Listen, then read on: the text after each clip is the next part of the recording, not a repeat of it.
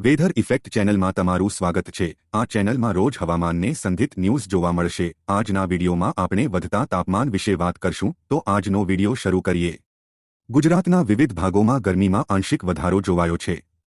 મંગળવારે અમદાવાદમાં તાપમાન વધીને 39.6 ડિગ્રી પહોંચ્યું હતું। હવામાન વિભાગની આગાહી પ્રમાણે ગુજરાતમાં આગામી 3 દિવસ પછી ગરમીનું જોર વધે તેવો વર્તારો છે। આગામી દિવસોમાં ગરમીનું જોર વધે તેવી સ્થિતિમાં તાપમાનમાં 2 થી 3 ડિગ્રીનો એટલે કે પારો 42 થી 43 ડિગ્રીએ પહોંચી શકે તેમ છે। ગુજરાતમાં છેલ્લા એકાદ સપ્તાહથી ગરમીનું પ્રમાણ ઓછું રહ્યું છે, જેના કારણે લોકોએ રાહત અનુભવી હતી। જો કે મંગળવારથી મોટા ભાગના શહેર જિલ્લાઓમાં તાપમાનમાં સાધારણ વધારો થયો છે, જેના કારણે લોકોને કાળઝાળ ગરમીનો અહેસાસ થઈ રહ્યો છે। મંગળવારે વલ્લભ વિદ્યાનગર ખાતે સૌથી વધુ 40.7 ડિગ્રી તાપમાન રહ્યું હતું।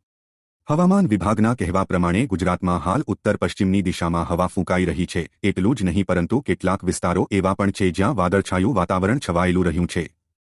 અમદાવાદ અને આસપાસના વિસ્તારોમાં આગામી 24 કલાકમાં 40 ડિગ્રી આસપાસ તાપમાન રહે તેવો વર્તારો છે। ઉનાળામાં ગરમીના પ્રકોપના કારણે નાગરિકો માટે કેટલાક શહેર જિલ્લાઓમાં બાગ બગીચાઓ બંધ કરવાના સમયમાં વધારો કરવો પડ્યો છે।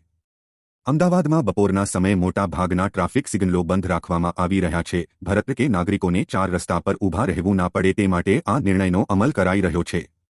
એટલું જ નહીં પરંતુ બપોરના સમયે અમદાવાદ શહેરના મોટા ભાગના રસ્તાઓ સુમસામ રહે છે। સાવચેતીના ભાગરૂપે બપોરે ભરત કે બહાર નીકળવાનું ટાળવું જોઈએ તેવી સલાહ પણ તંત્ર તરફથી અપાઈ રહી છે।